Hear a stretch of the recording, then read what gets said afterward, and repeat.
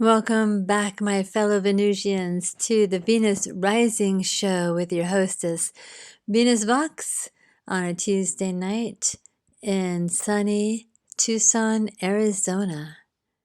It's been another sunny, beautiful day in Tucson, Arizona. Yay! And you were listening to KMKR 99.9 FM, coming to you live from Tucson, Arizona. We are broadcasting out of the Xerocraft building. The Xerocraft is a hackerspace in which you can come and use the space. You can be a member and do woodworking and welding and electronic work, laser cutting, 3D printers, and more. And tonight, Tuesday night, is a WTF night.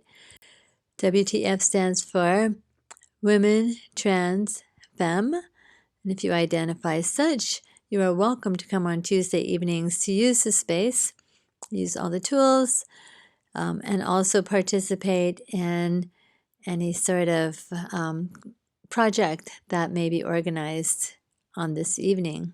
There's usually a different one organized each week. If you keep an eye on the Facebook page, you'll see what the craft of the week, craft project, whatever that might be happening that week.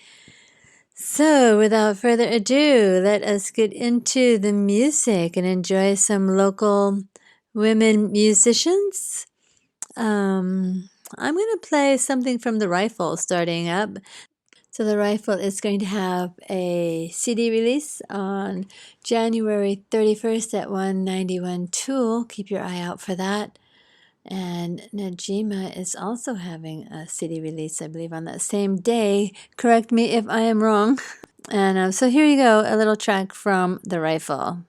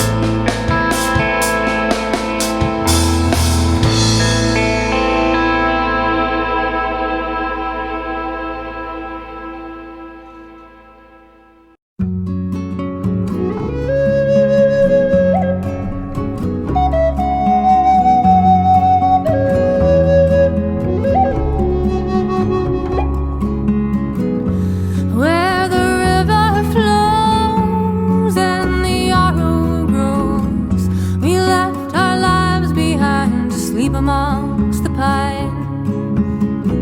They roused us from our sleep. The drums began to beat. Up and up and up, the sun did creep along.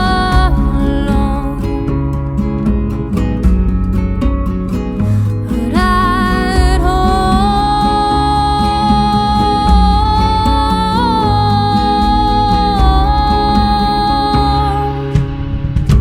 Mother, hold me. I've been so lonely. Mother, hold me. I've been so lonely.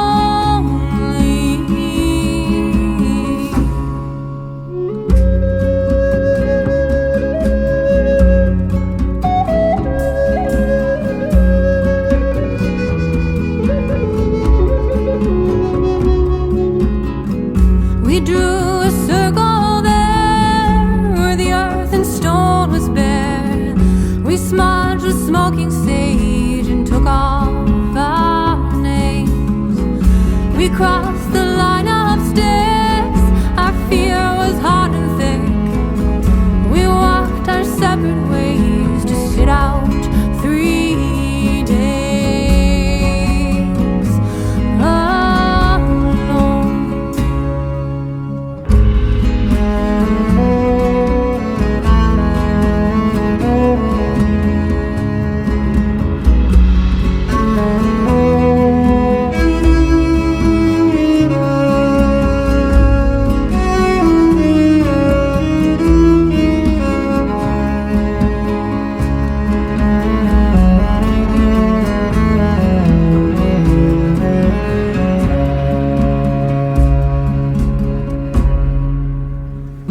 A time to shield from rain, it oh so quickly came.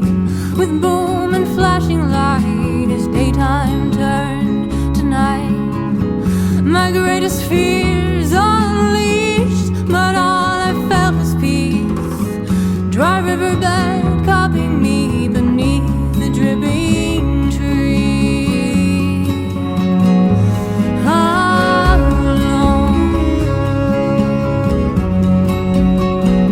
But at home,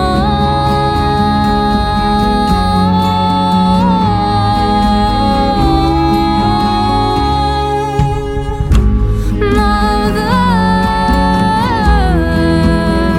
hold me. I've been so lonely. Mother, hold me. I've been so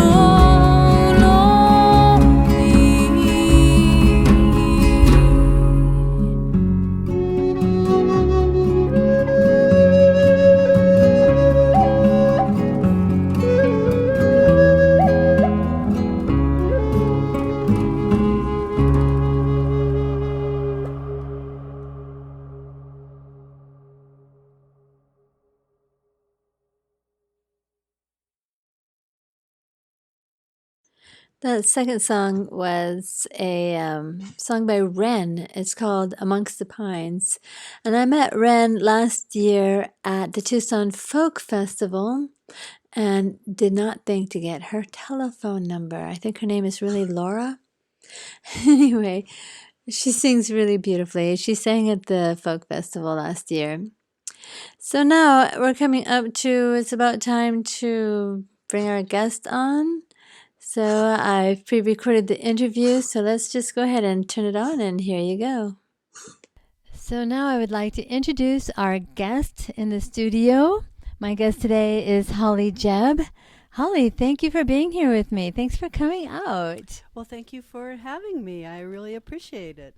Yes. So tell me, you've been doing music for quite a while, and Tell me about. Most of my life. Yeah, my mother was a singer, so it sort of came with the territory. Ah, okay. And so you were inspired by her. Well, I was trained by her, actually. I can remember as young as I can remember having her have me sing along with her when she would sing as a little girl. My first song was Frere Jacques. Oh, that's a great song to have as your first song. I remember that song. Oh my gosh, cool. So, where did you start playing music? Well, let me just back up a little bit. Okay. I ran away from home in 1968. And my mother had left us when I was little, and my father remarried, and my stepmother and I didn't get along at all. And the summer of 68, well, all of 68 was a big year in music and being a hippie and all of that sort of thing. And so at some point I decided I was going to go to San Francisco and become a rock star like Janis Joplin. And I did not get to San Francisco. You didn't get to San Francisco? No. How far did you get? I got as far as Huntington Beach and ended up, after a series of misadventures, in juvenile hall. Oh my gosh. In Los Angeles, and got a probation officer who placed me in a home for girls in West Hollywood run by the Council of Jewish Women. And while I was there, because we were allowed to go to regular school, I went to Fairfax High School. And I had grown up singing in church choirs. Always went to church and sang in the choir. And so I joined choir, first class that I joined in high school, which Fairfax High School started in the 10th grade. Okay.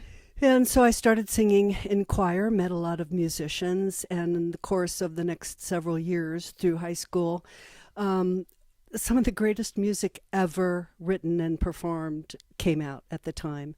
And so Joni Mitchell came out with Chelsea Morning. And so I decided that I wanted to be like Joni Mitchell and got myself a little Crown acoustic guitar.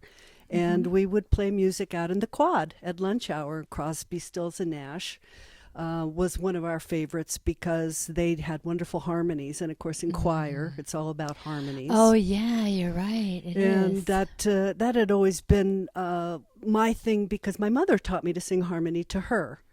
And there's something about singing harmony when the voices blend just right that creates a state of bliss in me. And there's just that special moment that comes. I recently was watching the Linda Ronstadt special, and they had Dolly Parton, Emmylou Harris, and Linda Ronstadt doing harmonies, and it just sent me into heaven. Oh, nice. You know, that sort of thing. Yes. But those were the artists at the time that really were inspiring me and many, many other people to pick up the guitar and become a singer-songwriter. And at the time, I wasn't writing songs. Of course, I was in high school, but we were singing. And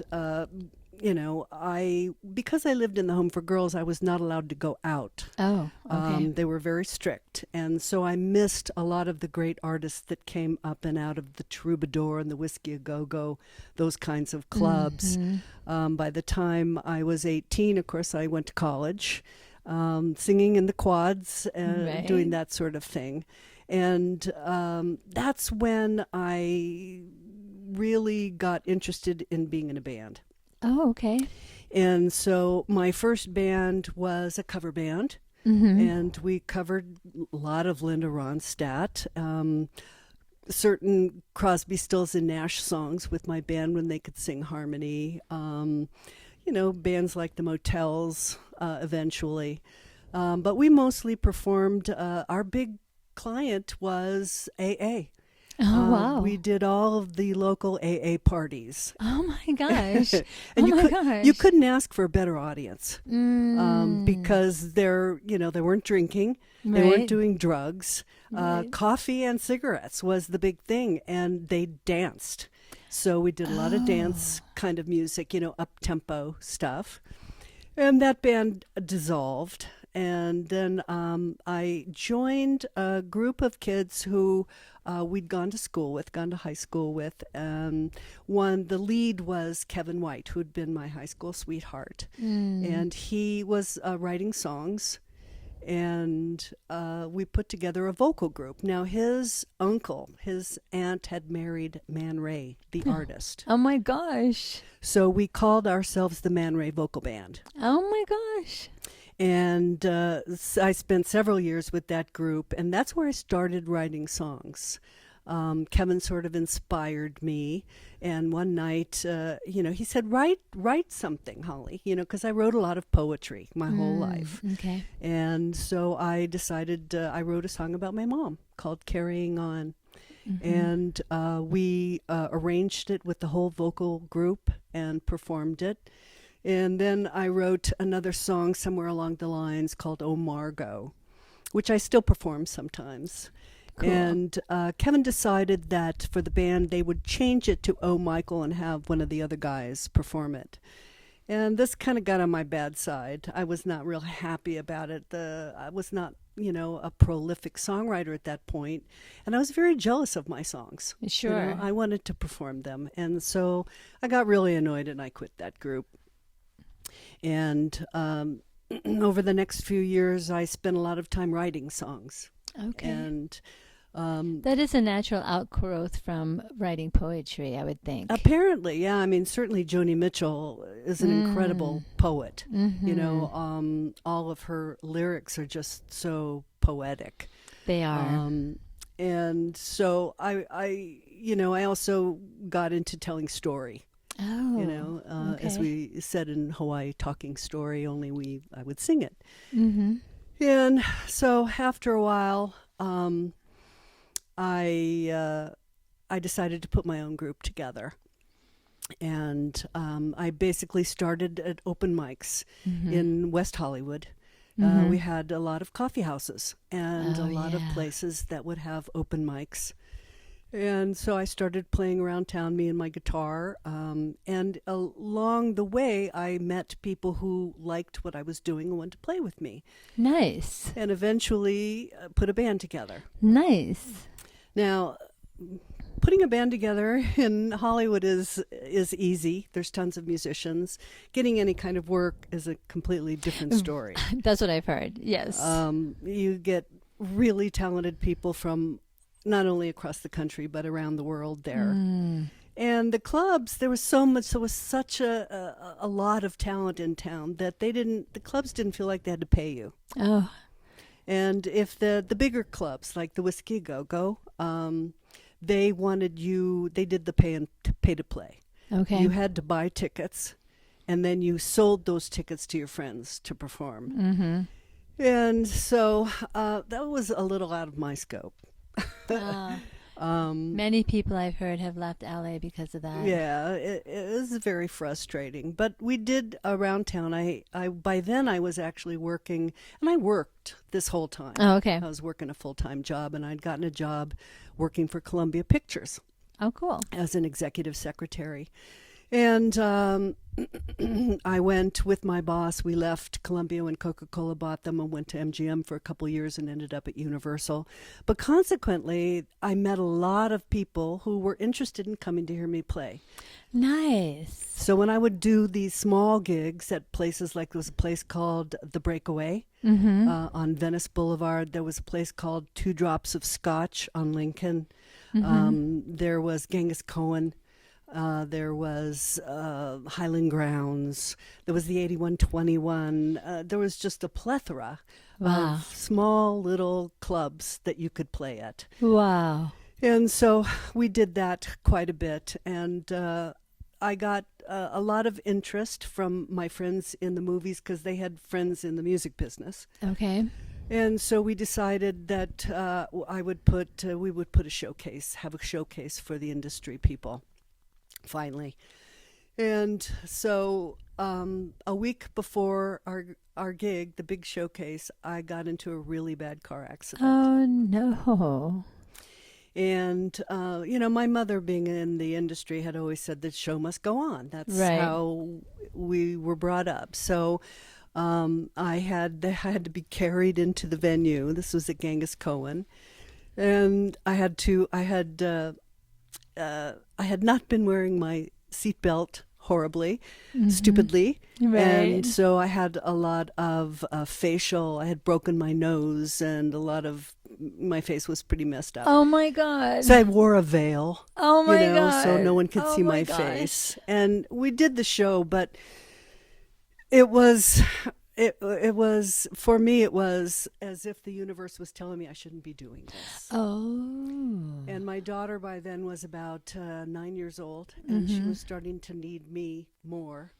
And so after that, nothing came of that under the circumstances. Oh, that's too bad. I didn't pursue anything. After that, I was in rehab, and I couldn't work for 6 months. Oh my gosh. And so when I finally got better, I decided that all these shows I had been doing, I didn't have a CD or anything.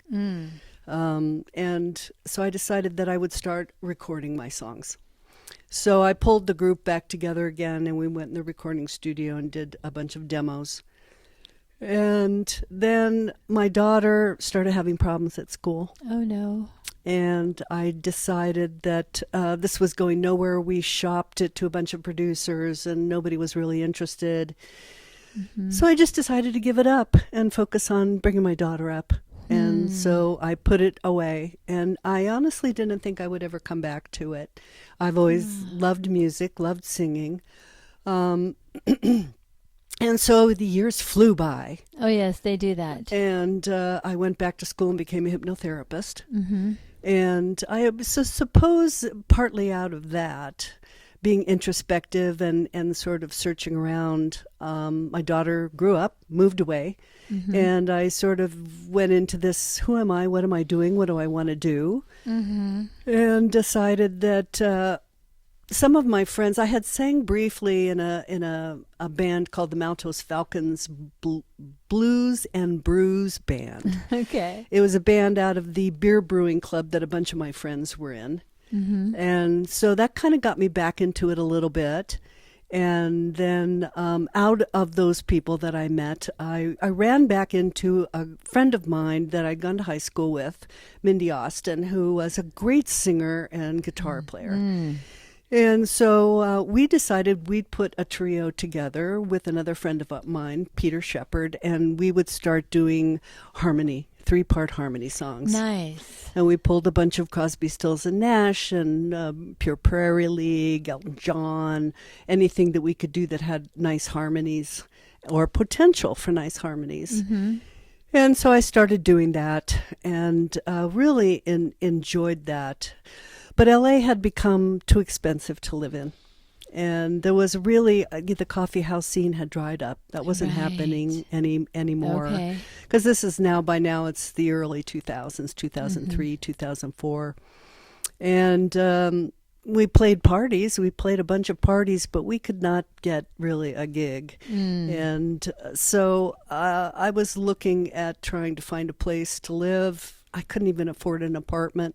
Wow. And my father passed away and had left me some cash and decided that a smart thing to do would be to try and find some place to live. So I looked around up in Oregon because there was a good music scene up there. Right. But it was too Portland. cold for this SoCal girl. Oh, I bet. Yes. Oh my gosh. Yes. And so I had a cousin who lived here in Tucson and came out here several times, fell in love with the town, fell in love with the music scene, and decided that I would buy a house here. And so I did. And decided that I would start like I started 30 years before and start doing open mics. Wow. And so that's kind of where I'm at now, is putting together sets. I've run into some musicians who want to play out, and so we're sort of slowly but surely putting a group together, and I'm out singing my songs and writing new songs, and that brings us up to current events. Wow. That's quite a history. So, But I did have a lot of really interesting, fun experiences living in West Hollywood. So well, let's stop here for just a moment, and we'll put on some songs and from your discography, and we'll talk about it. Okay.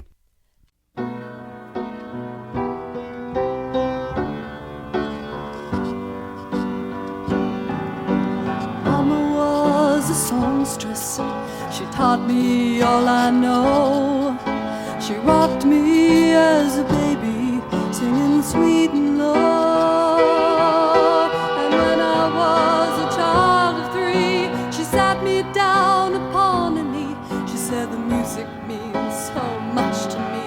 It's the only thing that sets me free. I'm a lover of the melody and a singer of the harmony. It's a flowing through my veins and a pounding in my brain. I'm a lover of the melody. It'll always be a part of me. Mama's gonna be so proud of me. I'm carrying on.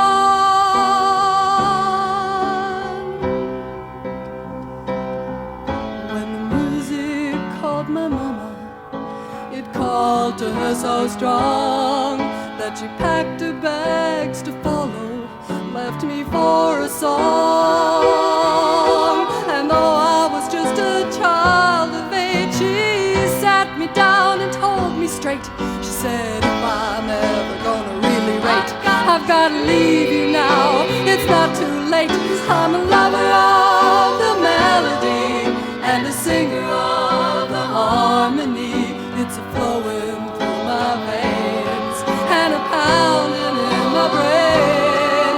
I'm a lover of the melody. It'll always be a part of me.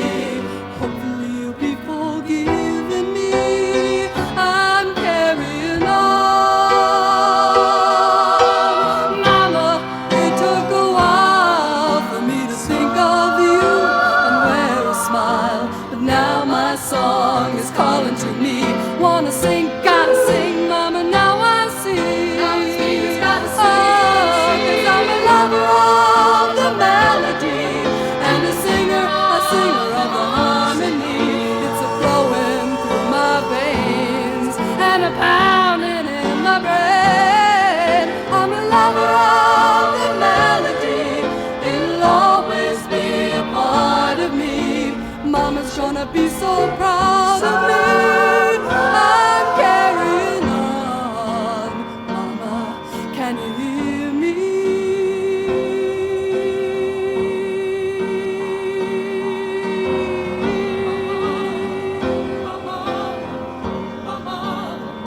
I'm carrying on.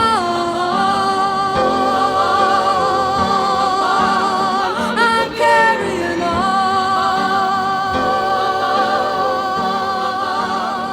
I'm carrying on. I'm carrying on.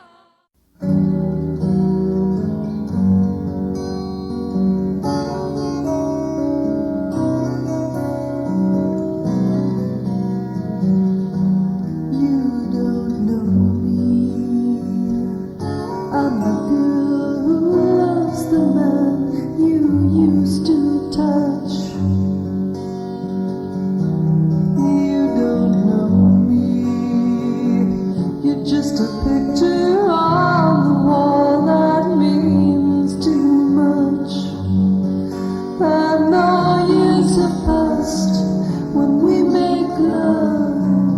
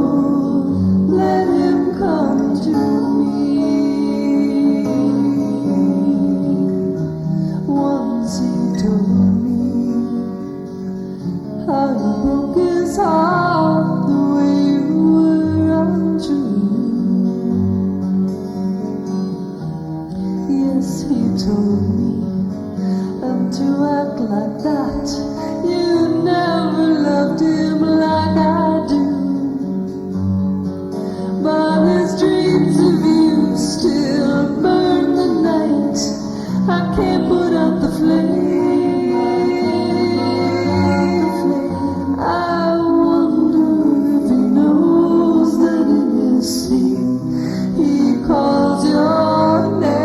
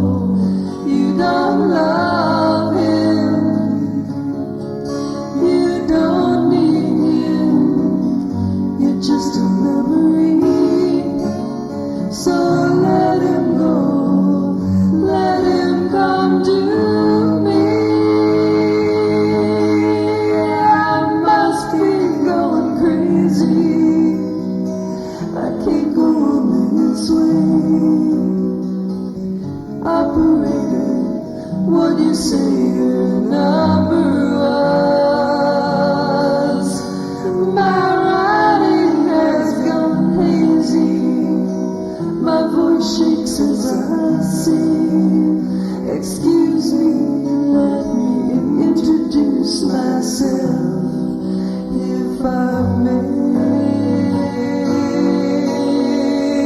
You don't know me. I'm the girl who loves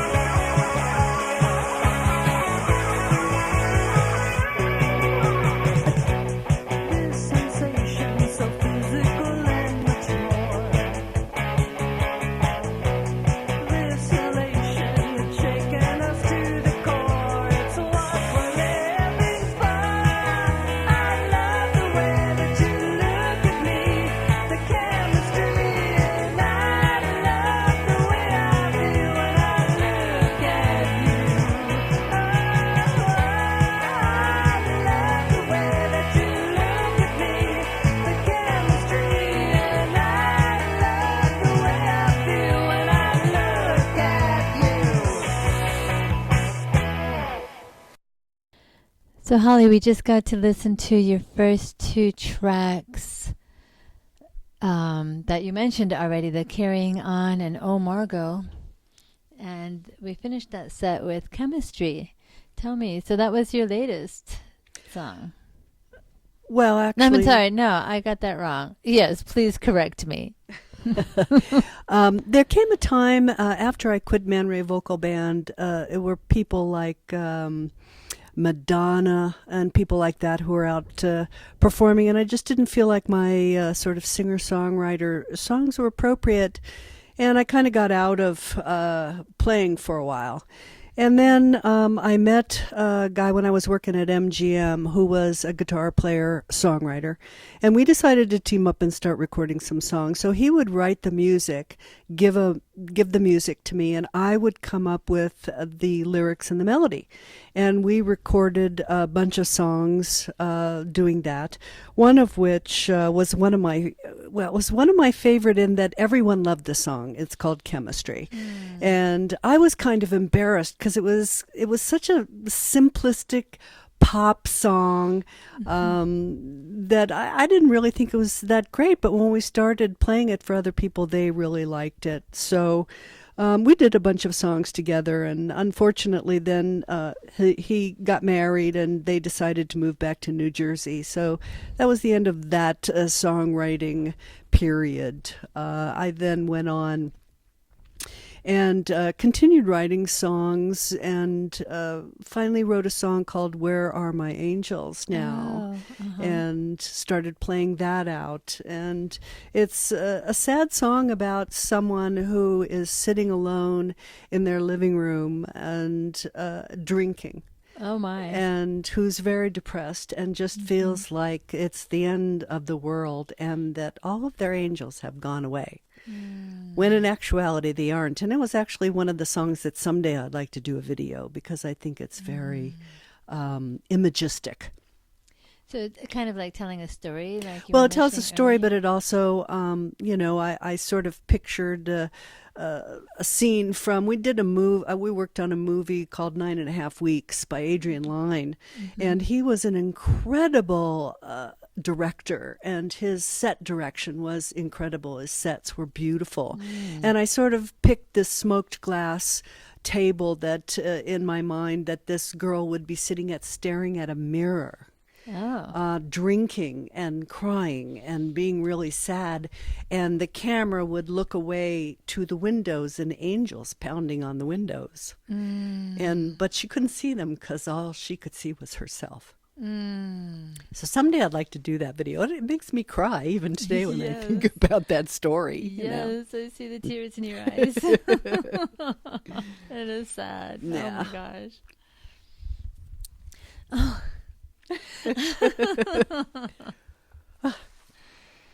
So you wrote that song after this collaboration with your friend ended because you moved back to New Jersey.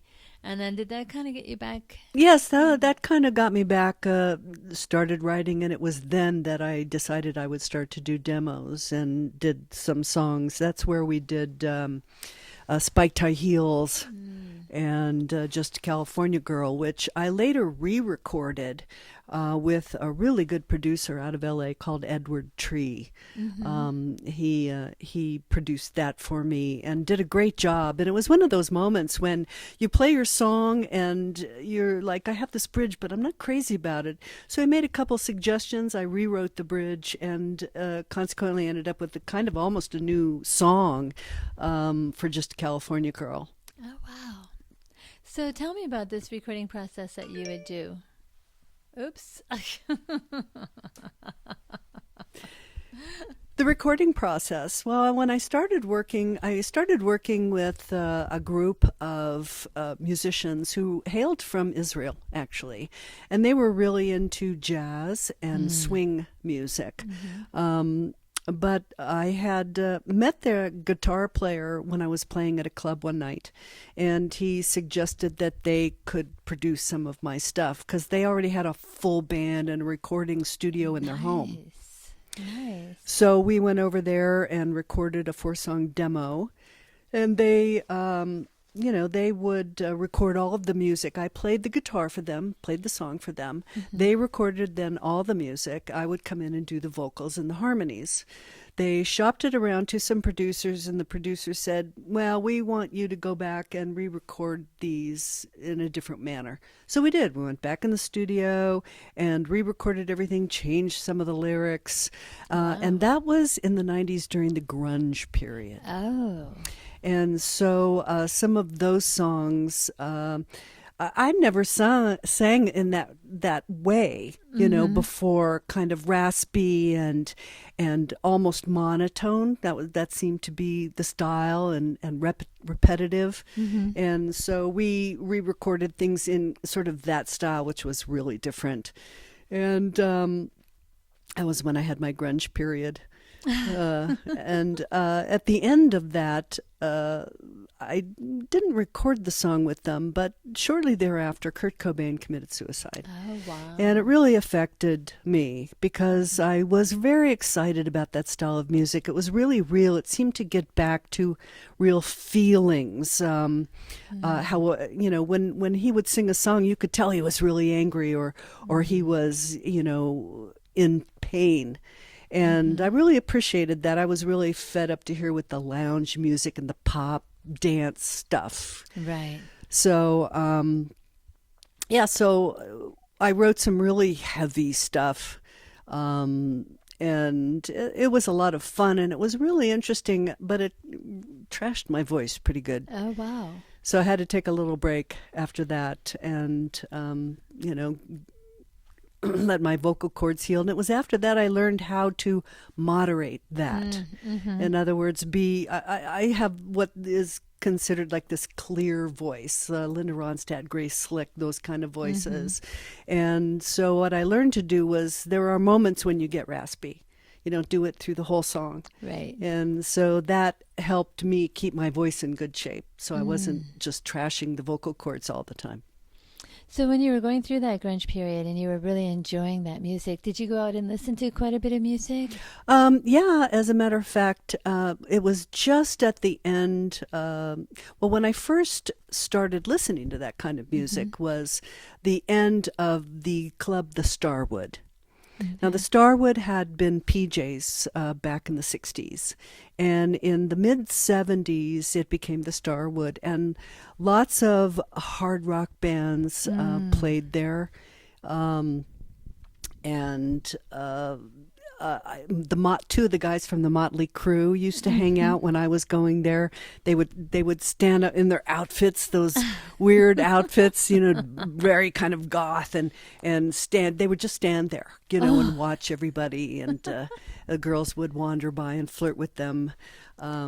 But it was at the very end of that period that I really started getting into the Germs played there, the Circle Jerks. Yes. And while that style really I wasn't crazy about it, it did kind of set the stage for moving into the grunge period. And so that was some really fun times. We saw a lot of really cool bands there. It was really sad when it closed because it was a great venue for new bands. And of course, all of those, there were people like Rush played there and Journey played there. Oh my gosh. But a lot of new bands too played there. And it was a club that had a musical venue on one side and then a hallway where you could go into the dance club aspect of it. So it really served a great purpose for everybody. Everybody went there. If you wanted to dance, you went in one side. If you wanted to hear live bands or you wanted your band to play somewhere, there was somewhere for that too. Wow. And so the grunge area the era sort of started around the time that club closed. Shortly thereafter. I think it closed in 1988. And the music was getting pretty boring. And then Nirvana broke. I think they came out in like 1993, I think. So there was a period of time when music got really boring after that. And there was, it was like post-punk and new wave had passed, and it just got, for me anyway, because as a singer-songwriter, I'm interested in songs that tell story. I'm interested in harmonies, and of course, punk and post-punk really didn't have a lot of that. Synthesizer music had come along, stuff like Depeche Mode and The Cure, And while we went to see them, it really wasn't my kind of music to sing until the grunge. And after Kurt Cobain died, I wrote a song called You Really Know How to Leave 'Em Wanting More, which I shortened the title to Wanting More, about how I felt about his music and his life. And that was that sort of catapulted me into recording with Dave Waterbury. I didn't record that song for a long time and started working with this producer, Dave Waterbury, who'd been the second bass player for Spirit. Oh, okay. And he had a home recording studio, and the big recording studios had kind of gone out of style, and computers had moved in by the mid-'90s. And so Dave and I worked through probably the 2006, 2007. So let's take a moment and let's listen to some of the songs that you've just talked about. You talked about Where Are My Angels Now, California Girl in Spiked High Heels. Let's go ahead and take a listen. Okay. To that era.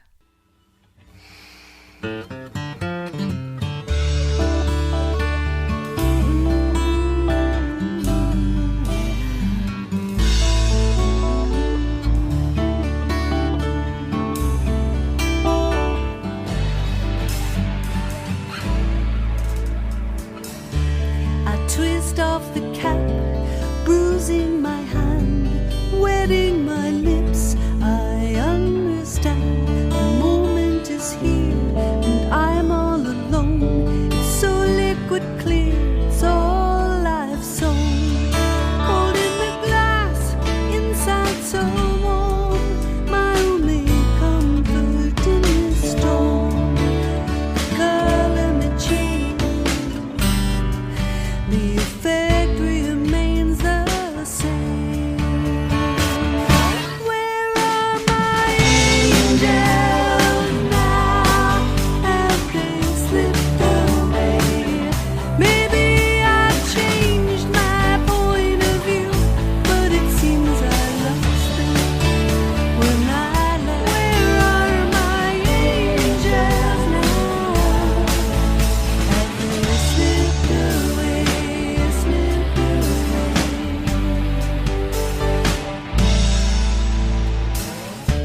I look in the mirror and I look at my face. There are some lines you can't erase. While up on the wall, an old photograph. I'm hopeful and young now, I just have to laugh. I squandered my time, swept it aside. Nothing is left but worthless pride, and it hurts to admit, and I realize it's my fault, and I apologize. Where are my angels now? They slipped away. Maybe I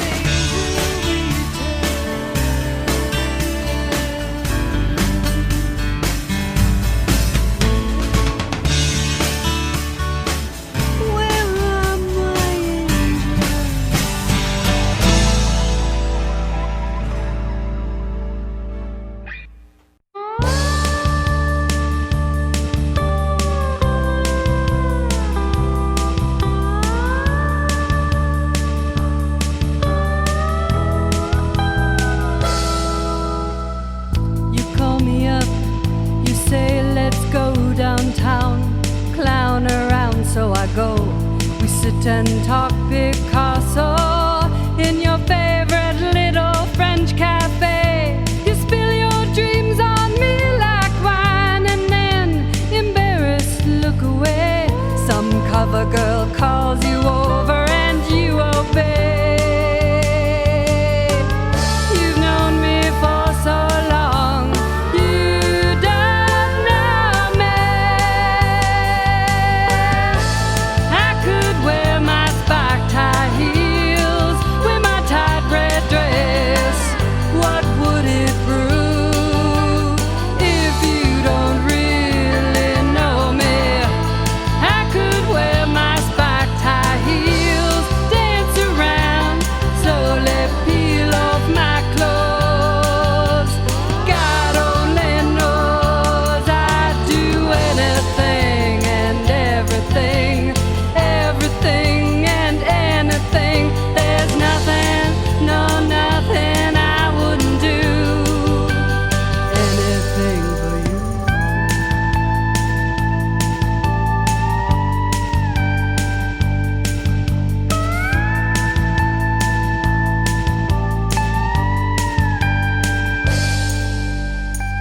It's 4 a.m. You're at my door again, stumbling in with a smile. You ramble on about the night you wasted with some bleached-out blonde. There's something missing in your life. You don't even have a clue. The one you should be with is next to you. You've known me for so long, you don't know me. I could wear my spike-tie heels with my tight red dress. What would it prove if you don't really know me? I could wear my spike-tie heels, dance around, slowly peel off my clothes. God only knows I'd do anything and everything, everything and anything. There's nothing, no, no, nothing I wouldn't do. Go and get out, I can't take this anymore. It's killing me, I have so much to offer. You must be a blind fool not to see. I could wear my spike-tie heels with my tight red dress. What would it prove if you don't really love me? I could wear my spike-tie heels, dance around, slowly peel off my clothes. And God only knows that I'd do anything and everything, everything and anything. There's nothing, no, nothing I wouldn't do. Yes, I'd do everything, anything, everything and anything. There's nothing, no, nothing I wouldn't do. Anything for you.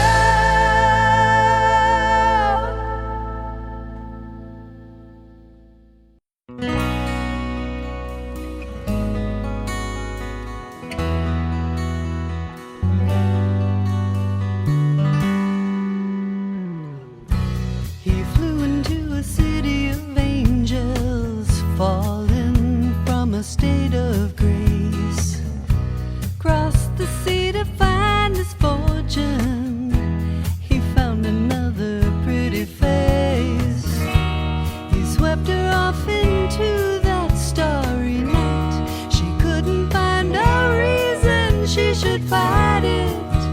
How was she to know he'd have to go and steal her heart? But then she's just a California girl. He's a pirate from the Neverland, a wizard from the land of Oz. Someone she don't understand. I just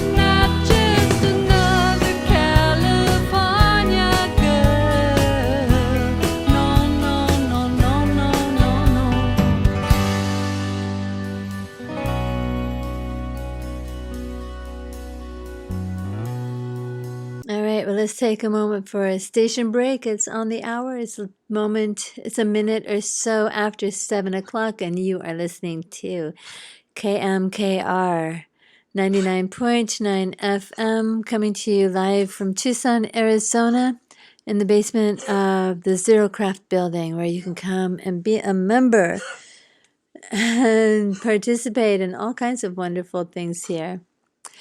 So, and tonight, of course, don't forget it's a WTF night. Women Trans Femme Hacker Space Night tonight. All right, so let's get back to the interview. So we started that little set out with "Where Are My Angels Now?" And I'm sure you could hear the imagery that Holly so skillfully wrote about. And then we played "Spiked High Heels" and "I'm Just a California Girl." I love that song, "I'm Just a California Girl." So Holly, you were starting to tell us a little bit about working with a new collaborator. Well, he was a collaborator. It was Dave Waterbury, and he was a collaborator in that I would go in once again, play the song on my guitar, and then he would take my track and layer it with the drums and keys and whatever else he felt like was cool, and I would go back in and do the vocals, the backup vocals, and so during this time, I had written a song called "Put on My Guard" that he really liked. In fact, it came out so well, he liked it so much that he put it on a compilation album that he was putting together of various artists that he worked with. And this album, or the CD rather, ended up in the hands of a DJ at K-Rock, which was the happening station at the time. I think I've even heard of that station, in LA, believe it or not. Big station, yeah. In fact, that's where Jimmy Kimmel started. Oh my gosh. As the sports guy. Oh, wow. But at any rate, so I got a little airplay off of that, and that was really exciting. And then K-Rock contacted me and wanted more songs, and as is the case for so many artists, they decided they weren't interested in the other couple songs that I sent them, so that was the end of that. Oh, shucks. But it was very exciting during that period of time. Absolutely. That would be totally exciting. Yeah. And at the same time, I was also going back and forth between producers. I had started working with Frankie Fuchs. I met Frankie at a concert at LACMA, the Los Angeles Museum of Art, at a concert there, and had mentioned I was a songwriter and that I had these demos that I had done with a friend of mine, really basic tracks, just guitar and vocals. And so he said he was interested in hearing them. So I gave them the CD with them on, and he asked if he could take them and add some tracks to them. And so I was more than thrilled to let him do that. Yes. And the first song that he took that he was really interested in was a song that I had written about being in the car accident in the hospital. When I was in the hospital, I had a very spiritual moment when I was in the operating room, and that I had written about, and called "You Don't Notice." And so he added some really beautiful keyboards and background stuff. And we decided to start working together as well, because he had a whole different feel. Frankie had grown up with Woody Guthrie and Woody Guthrie's family. Oh, wow. And so he had a really good singer-songwriter sensibility and knew how to really bring out a singer, And so we did a couple songs together, 4 or 5 songs together. One of which was he added some nice tracks on "Where Are My Angels Now," but we did a song called "If I Never See You Again," and I even got him to sing a little bit of vocal on the background, which was really fun, and it came out really beautiful. He was a really great producer. Passed away a few years ago. How sad. Real loss to the industry, but anyway, it was great fun and very educational working with him. I learned a lot about what goes into production from both he and Dave Waterbury. They were both really good producers, as was Ed Tree. I worked with all 3 of them during those years, which was basically the early 2000s. So what was And, happening in the music world in LA where you were living at the time? Well, LA had gotten so difficult to play. I had stopped playing out and was just focusing on recording. But were you listening to bands? Were you going out still? And what was the scene like? I really wasn't going out very much anymore. Most of the places, I would go to like places like Molly Malone, bars, basically, where you heard upcoming musicians or hopeful musicians. Right. And about the same time, well, going back farther than that, when I worked for the studios at Universal, we got a lot of tickets to the Forum. So we got to see a lot of big acts. Oh, wow. You know, Bob Seger and Def Leppard and Rush. Wow. In their heyday, you know, they were great concerts, just amazing. But the local scene wasn't really happening. I mean, the pay-to-play was really going on. I did a gig at a place called Cafe Largo, and it was a rainy January night. I brought in 26 people, which pretty much packed the place. Wow, the that's opening pretty good. band didn't even show up. Oh, no. And the other band didn't bring anyone. So pretty much everybody in the room I had brought, which wasn't that hard because I was working the studios and knew a lot of people, and they all were interested in coming and being supportive. And so it was me and a bass player and a lead guitar player. And we did our show, and it went really well. And afterwards, I went up to the club owner and I said, well, we're supposed to get part of the door at least, because it was being a cafe. They also, everybody ate dinner and had drinks. Right. So they made quite a good money for a rainy January night. Yeah. And he said, I'm sorry, but you got to bring 30 people in to get a portion of the door. Oh, And you are kidding me. after that, I just wasn't into playing anymore. Most of the my bigger clubs, it gosh. was pay to play. And so, at that period of time, I didn't listen to the radio very much. I didn't go out other than these big concerts. I mostly just stayed home and wrote songs. And So talk a little bit more about your inspiration for writing songs. Well, first of all, as a kid, in 8th grade, I had a teacher who really encouraged me to write poetry. And so, of course, for a long time, that's what I did. But who inspired me to write songs basically was Joni Mitchell. Joni Mitchell. She inspired a generation of Absolutely. songwriters. I mean, Yes. it doesn't get any better than her. And she served as constant inspiration because, like David Bowie, they both changed and grew as artists. I see. And like Linda Ronstadt, explored different kinds of music. Joni moved seriously into jazz. Right. And actually, I had always loved Frank Sinatra, Billie Holiday, but she took me in a whole different direction, listening to Miles Davis Right. and Charlie Mingus and some of those amazing jazz artists, and Jaco Pastorius. Oh, yes, Jaco. Incredible stuff that I couldn't do, but I loved listening to it. So I think I pretty much always listened to everything that Joni put out. And I think during that period of time, if I was listening to anything, I was listening to old blues like Robert Johnson, Bessie Smith, and new stuff. I really got into back in the 70s at about the same time Joni Mitchell. I was listening to Joni Mitchell, got into Steely Dan. Oh, yeah, who- of course. I still to this day love to listen to. And Crosby, Stills and Nash, of course, really inspired me for the harmonies and doing harmonies in a group. Well, I think maybe let's stop and listen to some more music at Okay. this point. We'll go back and the song that you had on K-Rock, Put on Your Guard, and You Don't Notice, that you did with Frankie Fuchs, and If I Never See You Again. Okay. All right, hold on just a sec.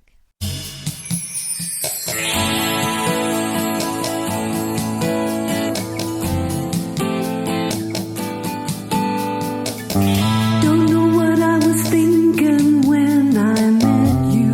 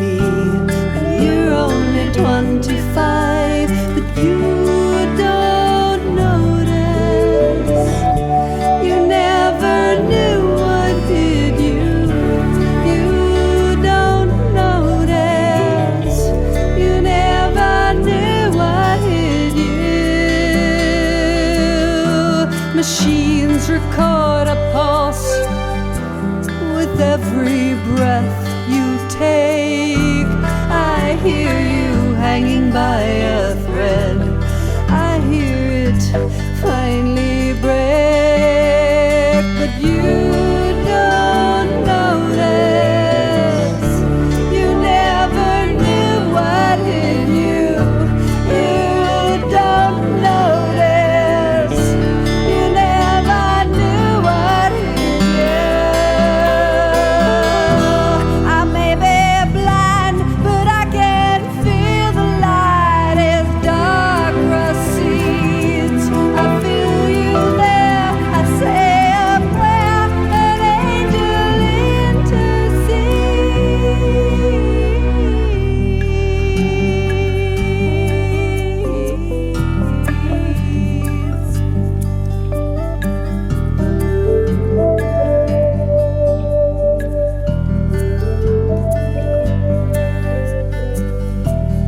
I will remember you. I never knew your name. We'll meet again one day, I know. We burn eternal flame, but you don't notice. You never knew what hit you. You don't notice. You never knew what hit you. I know, I know,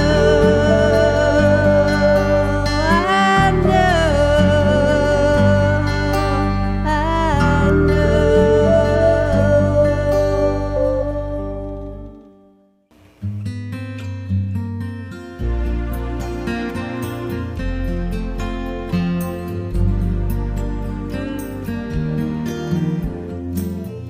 If I should see you again, if I never see you again, then I guess it was not meant to be.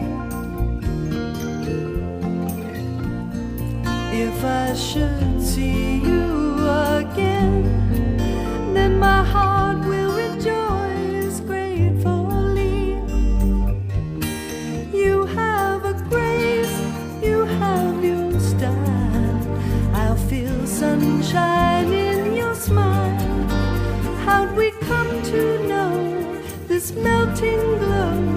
No sooner dreamed than done.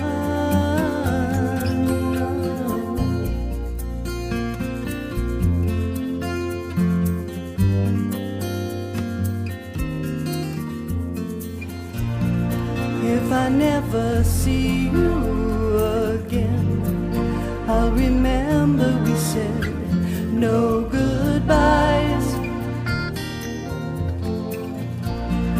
If I should see you again, will I fall once again in your eyes?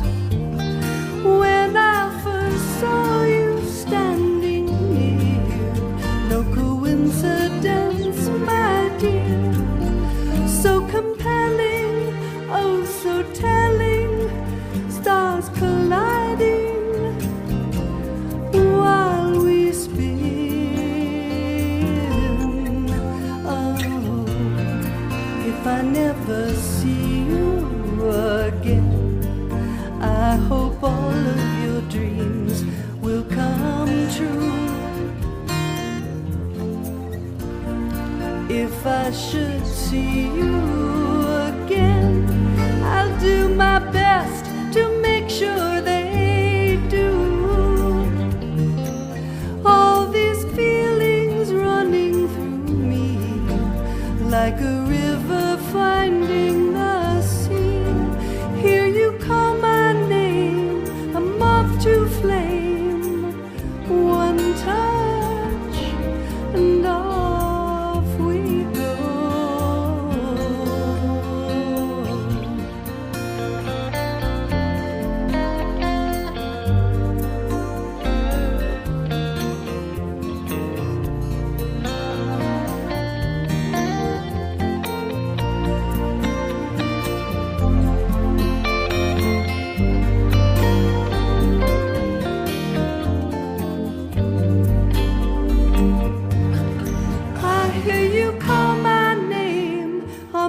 to flame. One touch and off we go. If I never see you again, still you play on the strings of my heart. If I should see you again, I know life may tear us apart. We all have to take a chance. If there is no second glance, my memory will always be that smile upon your face. Oh, if I never see you again. If I should see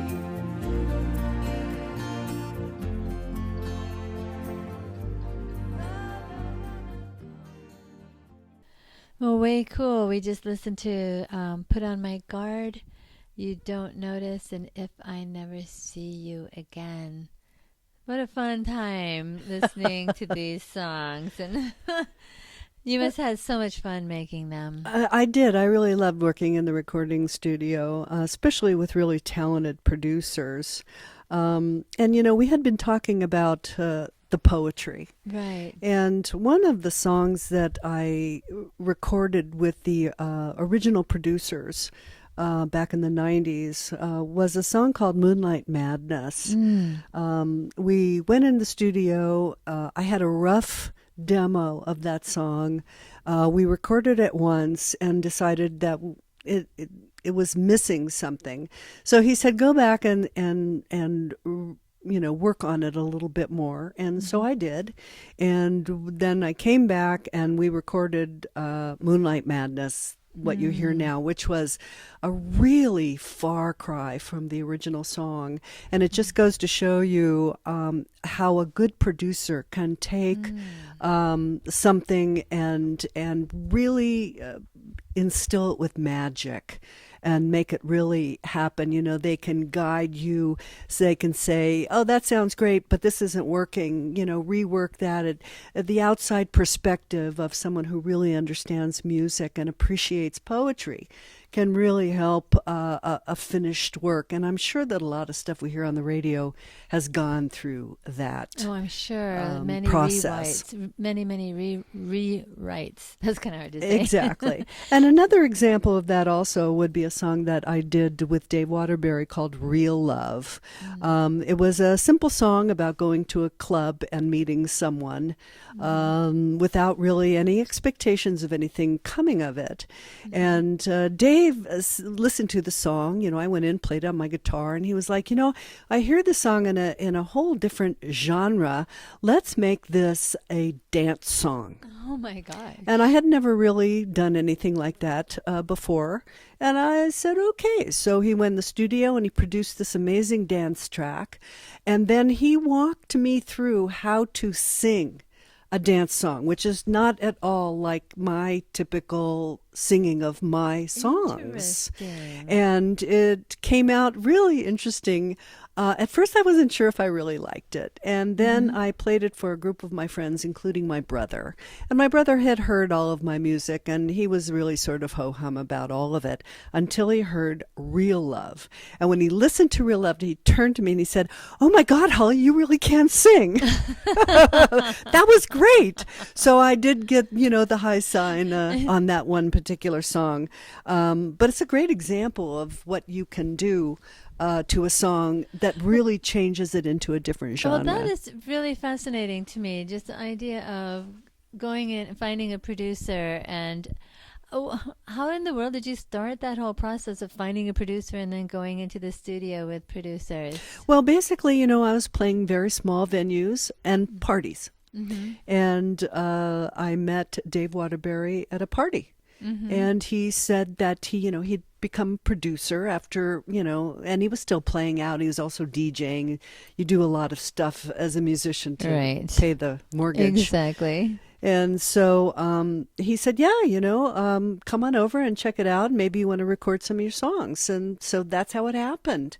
And he was very reasonably priced, as were all the recording engineers at those times, because everybody was doing it on their computer by then. Oh, okay. Yeah. And change of technology. Yeah, and he was very well versed and a very professional musician in all different kinds of genres.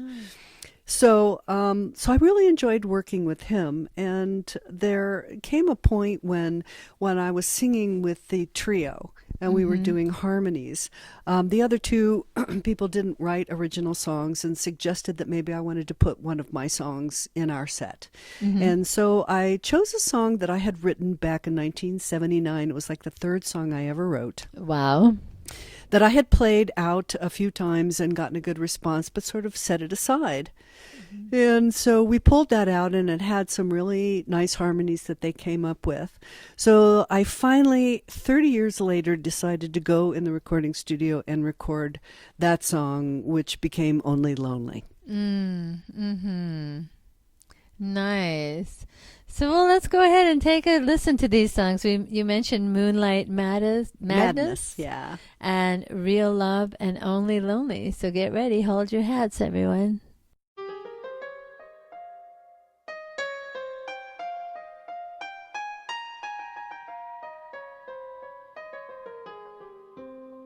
I swore I'd never trust another lover. Once betrayed, I made the vow. I thought I'd left my tender heart behind me.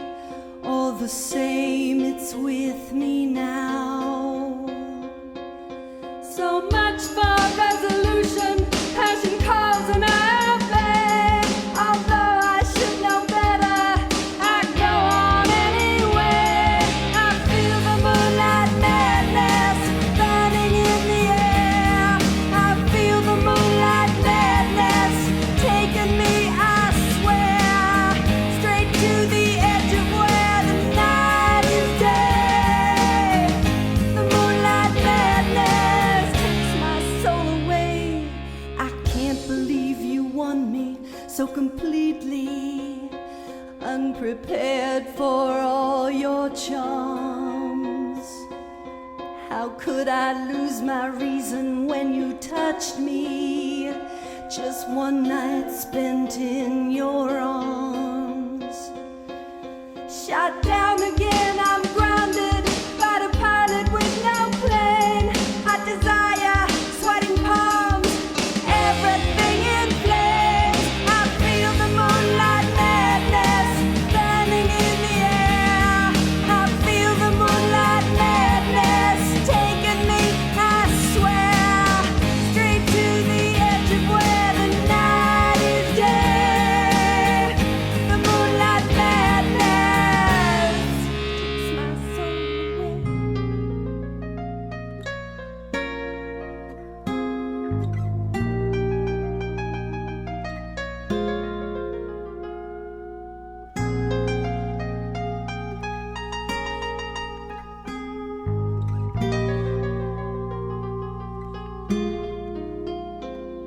I shouldn't give a damn if you don't want me or care who's with you now. My hungry heart has eaten all my senses. Don't wanna feel them anyhow. My eyes are burning cinders, bit fingers to the bone. You swore you'd never leave me. Here I am alone. I feel the moonlight madness burning in the air. I feel the moonlight madness taking me, I swear, straight to the edge of where the night is day. The moonlight madness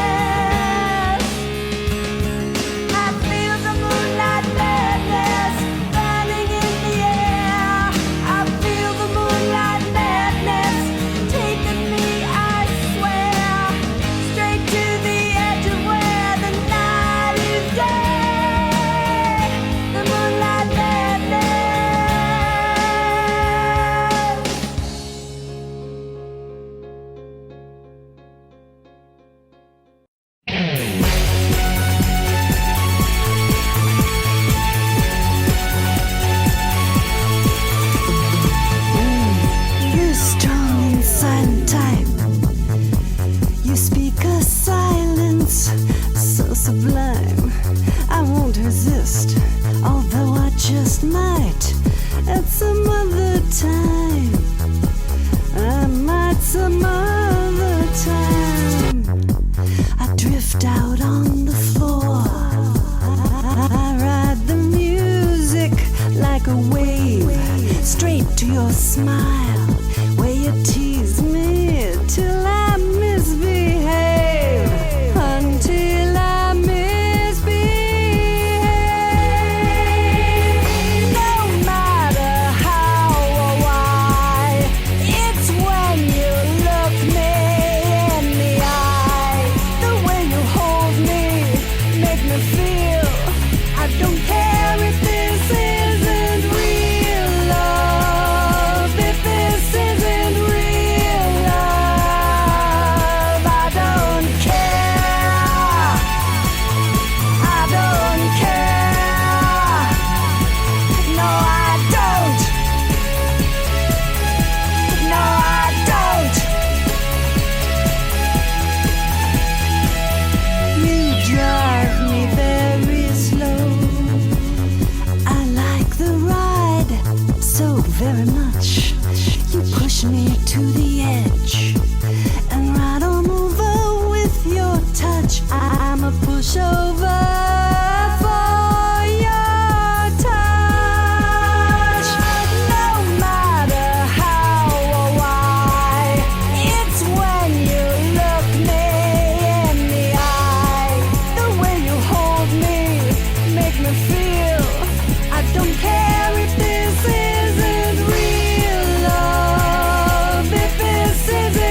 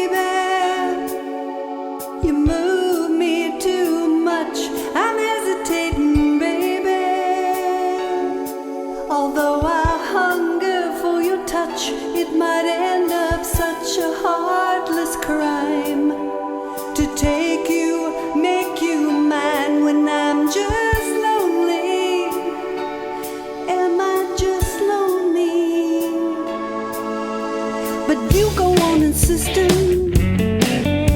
You're moving so fast, I know I keep resisting. Oh, you're too good to last. Maybe my past gets in my way. Regrets of yesterday haunt me still. I don't know, I can't make this decision. I'd rather fly away than see you cry. But then my vision may be wrong, and maybe love is strong enough. I gotta know, is it love or only lonely? Could this be love, really love, or only lonely? I wanna know, is it love or only lonely? Is it love, truly love?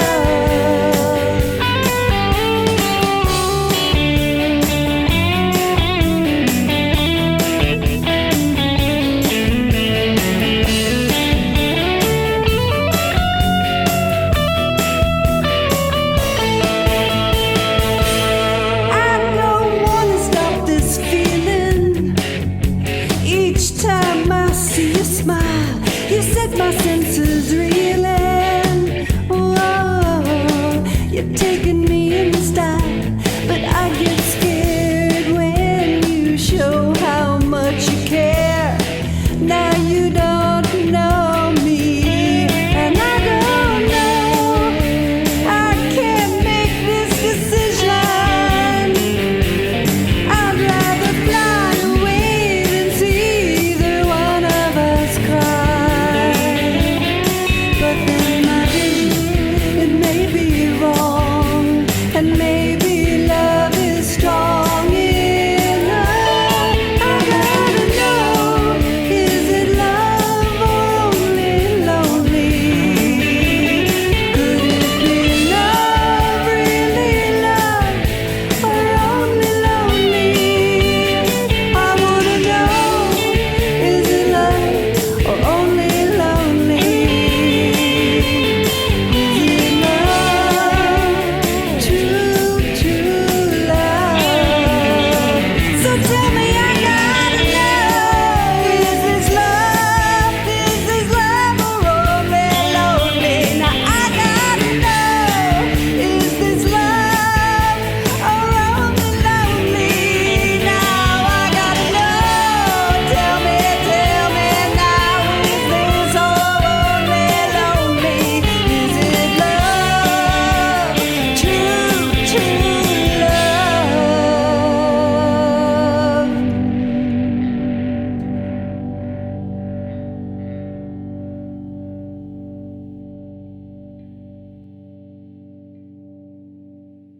So you're listening to KMKR LP 99.9 FM, coming to you live from Tucson, Arizona. And I have Holly Jebb in the studio with me in case you've just tuned in to the show today. She is a local singer-songwriter, and we've been playing her music. And Holly, we just listened to your songs, Only Lonely, Real Love, and Moonlight Madness. And you were talking about the poetry and the songwriting. And tell me some of what the songwriting that you're doing here in Tucson. Well, when I first moved here, I was busy moving here, and I hadn't written anything really much prior. I'd gone through leaving my job and moving to Kauai for a while and going through all of that, and that didn't work out, and moving back to LA and trying to figure out what I was going to do, and hadn't written anything for a number of years, although I did get back together again shortly before I left LA with Dave Waterbury. We recorded the song I mentioned earlier today, Wanting More, when Kurt Cobain died. Shortly after that, I had written a song which had been sitting around ever since. And so I decided that I played it for a friend of mine, and she really liked it. So I decided I'd have Dave record it for me. And so that was the last song that I did with Dave. Only Lonely and Wanting More were the last couple that we did. Then I went through quite the moving stint and didn't write anything, moved here. And then I was staying at my cousin's house, waiting for my house to finish going through escrow. And he was out of town, and I was sitting out in the patio, and the coyotes started howling. And it inspired me to write a song about Tucson, about the coyotes. Actually, it's about coyotes from the point of view of a coyote. And I kind of set that aside. And now that I've been playing open mics, got me interested in giving a free class at OLLI, which is the Osher Lifelong Learning Institute. That's out of the University of Arizona, and I decided to teach a short songwriting class, which drove me back into my books about songwriting itself, the poetry in songwriting, the structure of songwriting, the storytelling of songwriting. And in sort of reviewing all of that stuff for this class, it sort of started a fire in me, as it were. Nice. And I actually started writing songs again. And so I'm actually getting ready to teach a 12-week course in songwriting. Nice. At OLLI again this coming semester. And hopefully this year I will have a half a dozen songs to take to a producer. I was referred to a very good producer called Duncan Stitt, Tucsonian producer, also musician. And so hopefully I'll be able to record these new songs with him in the near future, this next year, 2020. It's 2020 it is. looking Happy good New for it. Year. Yeah. Yes, this is, oh my gosh, this is the first show of the new year, Wow. because last Tuesday was New Year's Eve. Yep. And I had Nikki Douglas on last Tuesday. She had a big show last weekend, last New Year's Eve night. That was a major success. It was beautiful. But now you're my first one of New Year's Day of 2020. All right. How exciting. And I Yeah. think 2020 is going to be a good year. I think so too, hopefully anyway, for music. And, just one last word about the song Wanting yes, do More. It does the lyrics. I'm first and foremost a lyricist because I wrote poetry for so long, and Wanting More is really a combination. It's a salute to Nirvana and the style of music. It also uses a lot of imagistic poetry to tell the story about how I felt about losing him and his talent and what he went through when he as an artist. So it's some of my friends' favorite songs, and it's a song I don't perform very often because it's a little too close to my heart, I think. But Dave Waterbury did a great job in producing it, and yet again, I have to take my hat off to those producers out there that can take a good song and make it great. Awesome. And so you're teaching a class on songwriting, and can people contact you about maybe working with you on songwriting skills? Well, yeah, sure. They could contact me at Holly Jebb. I'm on Facebook. I have a page for my music. I also have a personal page. And you can contact me through that. I also give songwriting as well as songwriting lessons. I give singing lessons. Awesome. Too, having taken singing lessons for most of my life. Right. Yeah, so I'm definitely available. Nice. And then people can also go to Reverb Nation and see your... Yes, you can hear a lot of my stuff on Reverb Nation, and hopefully this year I'll actually get a website up where I'll be able to sell some of my songs. People can download them.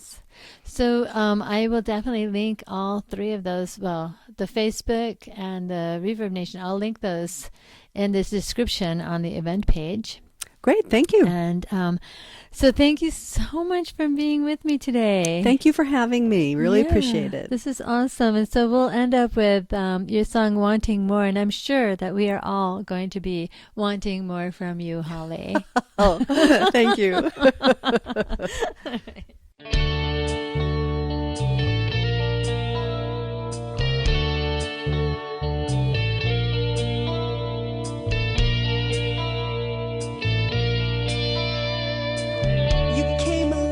Changed everything, struck by your consequence of chords. I couldn't wait for the next one. You really know how to live, I'm wanting more. So pale and blonde, you made the scene. Your passion would not the stage, bring the house down. You really know how to live, I'm wanting more. You really know how to live, I'm wanting more. You really know how to live, I'm wanting. You really know how to live.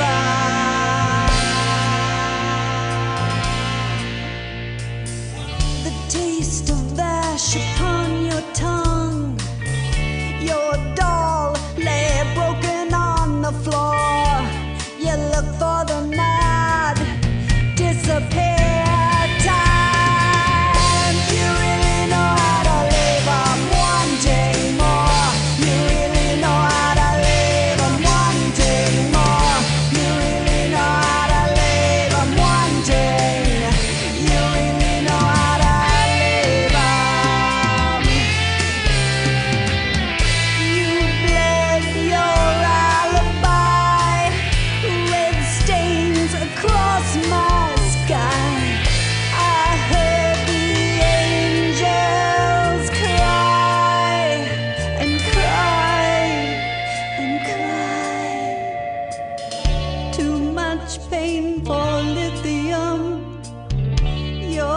Shaped box became your door. You stepped on through. You blew on through. You flew on through. Oh, you really know how to live, I'm wanting more. You really know how to live, I'm wanting more. You really know how to live, I'm wanting more. Wanting more and more and more.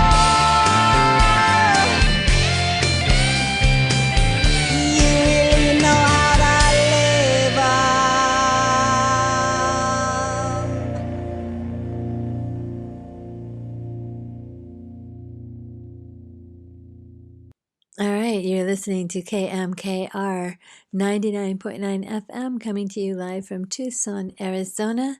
I'm your host, Venus Vox, on the Venus Rising Show. And that, my friends, was Holly Jebb with her songs and her stories and her journey, her musical journey, different places she's gone musically.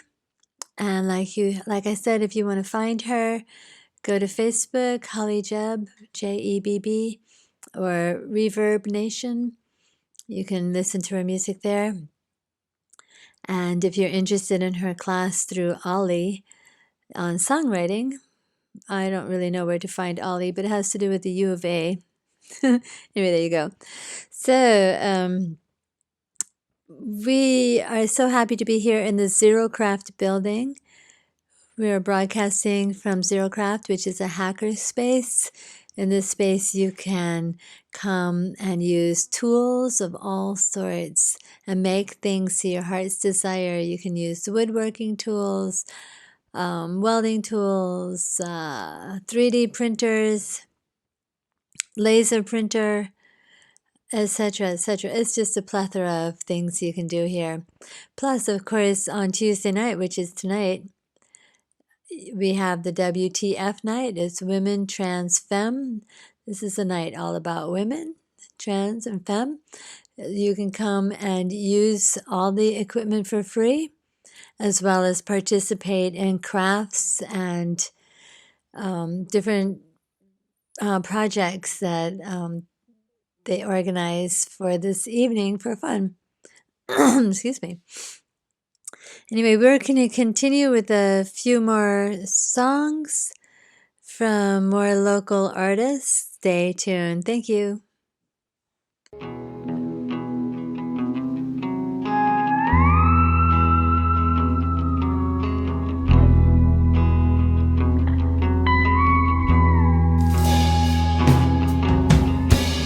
People only see the things they think they want to see, and I can't see a heartache when it's heading right for me. I'm thinking more of where I've been than where I'm going to, as I drive into a purple sky. It just makes me think of you, and I'm running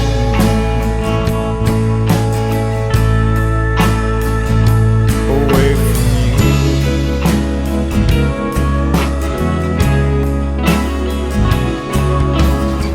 It's crazy when a man like me should be at home in bed, and I'm running like the devil down a dark highway instead.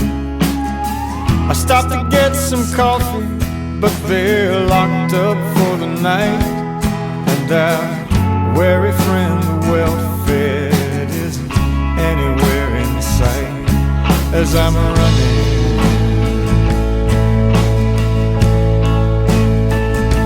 away from you.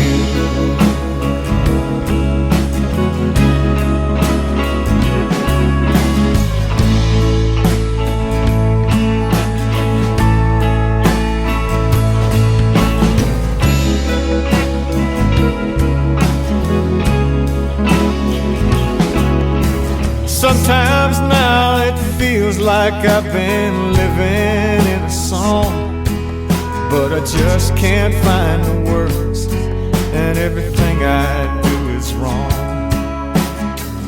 Pile up all the plans we make and details we attend, it's still the unexpected one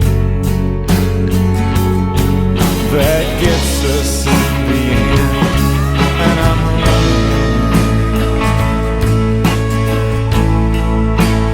running away from you.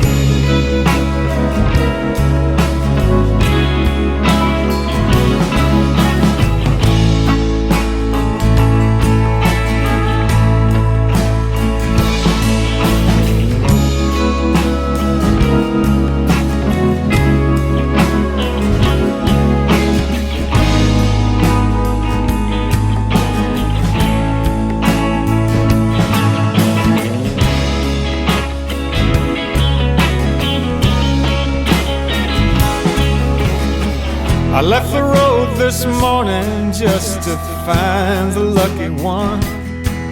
So still at first I didn't see her sleeping in the sun.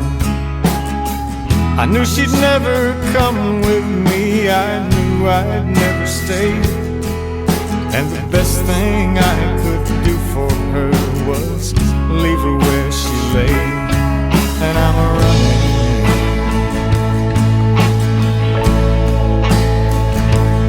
yes, I'm running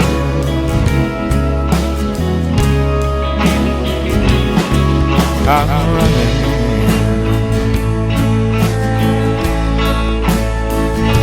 away to you.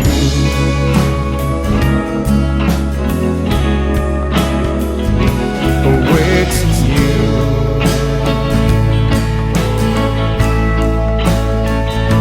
Away to you.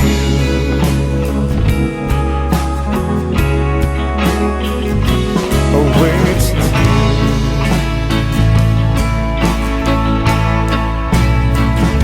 Away to you.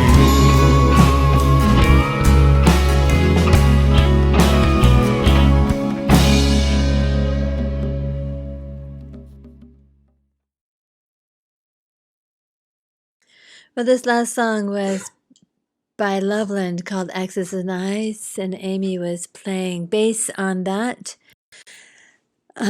So local women musicians. And I suppose I should tell you why I'm not here tonight. I'm playing at the 17th Street Club. Used to be in the 17th Street Market. And my band Absinthe Beat Cats were doing a show over there tonight. So if you happen to be out and about, we might be almost done by now. But oh well, have a good night. It's coming up to 8 o'clock. And you're listening to KMKR 99.9 FM. Thank you so much, my fellow Venusians, for tuning in to the Venus Rising show. And I will see you next week.